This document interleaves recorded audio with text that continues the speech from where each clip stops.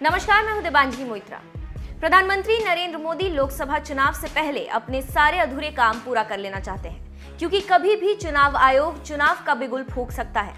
इसीलिए मोदी वाराणसी, कानपुर और गाजियाबाद का दौरा कर कई विकास परियोजनाओं का शिलान्यास और उद्घाटन कर रहे हैं। सबसे पहले प्रधानमंत्री मोदी वाराणसी पहुंचे, जहां एयरपोर्ट पर सीएम योगी और यूपी बीजेपी अध्यक्ष महेंद्र नाथ पांडे ने उनका गर्मजोशी के साथ स्वागत किया। प्रधानमंत्री मोदी का 2014 में सांसद बनने के बाद ये काशी में 19वां दौरा था। अपने इस दौरे में पीएम काशी में रोड शो के साथ ही अपने संसदीय क्षेत्र को बहुत बड़ी सौगात भी दिया। आज प्रधानमंत्री अपने dream project Kashi Vishwanath corridor का फावड़ा चलाकर भूमि पूजन किया। एक वो दिन था और एक आज का दिन। पहले पुरानी कहावत की तरफ चलते हैं। धार्मिक मान्यताओं के अनुसार सूर्यवंशी राजा दिलीप के पुत्र भागीरथ हिमालय पर तपस्या कर रहे थे। वे गंगा को धरती पर लाना चाहते थे। भागीरथ गंगा को इसलिए धरती पर लाना चाहते थे कि उनके पूर्वज जो महान ऋषि कपिल मुनि के शाप से भस्म हो गए, उनको तृप्त किया जा सके, और ये काम गंगा ही कर सकती थी। भागीरथ ने घोर तपस्या की और अन्न जल त्याग कर तपस्या करने लगे। गंगा उनकी कठोर तपस्या से प्रसन्न हो गई और भागीरथ से कहा कि हम तुम्हारे साथ चलने के लिए तैयार हैं, लेकिन मेरी एक शर्त है कि तेज धारा को धरती पर रोकेगा कौन?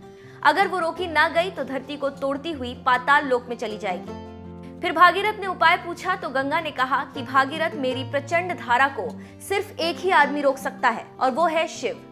यदि शिव अपनी सिर की जटाओं में मेरी धारा को रोकने के लिए मान जाएं, तो मैं पृथ्वी पर चलने के लिए तैयार हूं। भागीरथ अब शिव की आराधना में लग गए। तपस्या से प्रसन्न हुए मस्त मौला शिव गंगा की धारा को सिर पर रोकने के लिए तैयार हो गए। दशहरे के दिन जटा खोलकर भगवान शंकर कमर पर हाथ रखकर खड़े हुए अपलक नेत्रों से आकाश की ओर देखने लगे।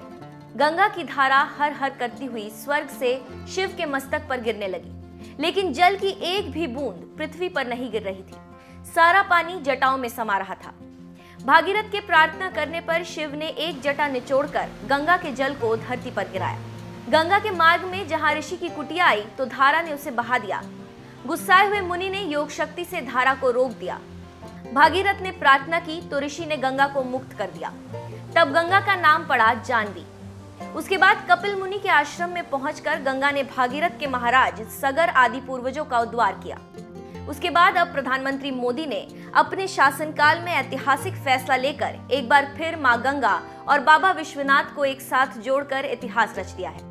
ये काशी विश्वनाथ धाम अब काशी विश्वनाथ मंदिर परिसर के रूप में जाना जाएगा। इससे काशी की पूरे विश्व में एक अलग पहचान बनेगी। काशी विश्वनाथ मंदिर करोड़ों देशवासियों की आस्था का स्थल है, जहां लोग इसलिए आते हैं कि काशी विश्वनाथ के प्रति उनकी अपार श्रद्धा है। उनकी आस्था को अब मोदी की वजह से ज्यादा बल मिलेगा। प्रधानमंत्री मोदी ने इस मौके पर कहा कि पिछले कई सालों से भोले बाबा की चिंता किसी ने नहीं की, सभी ने अपनी अपनी चिंता की। अच्छा हुआ कि भोले बाबा ने हमारे भीतर एक चेतना जगाई।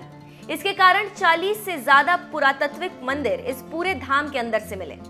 अब इन मंदिरों की मुक्ति का रास्ता भी खुल गया है। अब मां गंगा को सीधे बाबा भोलेनाथ से जोड़ दिया गया है।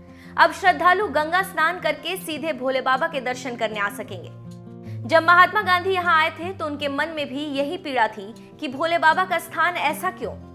बीएचयू के कार्यक्रम में बापू अपने मन की व्यथा बताने से खुद को रोक नहीं पाए। सदियों से ये स्थान दुश्मनों के निशाने पर रहा, कितनी बार ध्वस्त हुआ, अपने अस्तित्व के बिना जिया, लेकिन यहाँ की आस्था ने इसे पुनर्जीवित किया और ये क्रम सदियों से चल रहा है। जब मैं प्रधानमंत्री नहीं था तब भी यहाँ आता था और मुझे लगता था कि यहाँ कुछ करना चाहिए। भोले बाबा ने तय किया होगा कि बेटे, बातें बहुत करते हो, यहाँ आओ और कुछ करके दिखाओ, और आज भोले बाबा के आशीर्वाद से वो सपना पूरा हो रहा है। जो भी हो, प्रधानमंत्री मोदी ने एक बार फिर गंगा और महादेव का मिलन करा के भगीरथ की याद दिला दी। अब इससे बड़ा काम क्या हो सकता है जब मां गंगा फिर प्रभु की शरण में पहुंच गई। काशी विश्वनाथ धाम जिस सपनों को लंबे अरसे से मन में संजोया हुआ था, जब मैं राजनीति में नहीं था तब भी जब यहां आता था, कई बार आया, लेकिन लग रहा था कि यहां कुछ करना चाहिए, होना चाहिए। लेकिन पता नहीं, शायद भोले बाबा ने तय किया होगा कि बेटे बातें बहुत करते हो, आओ इधर करके दिखाओ। और शायद भोले बाबा का आदेश कहो, आशीर्वाद कहो कि आज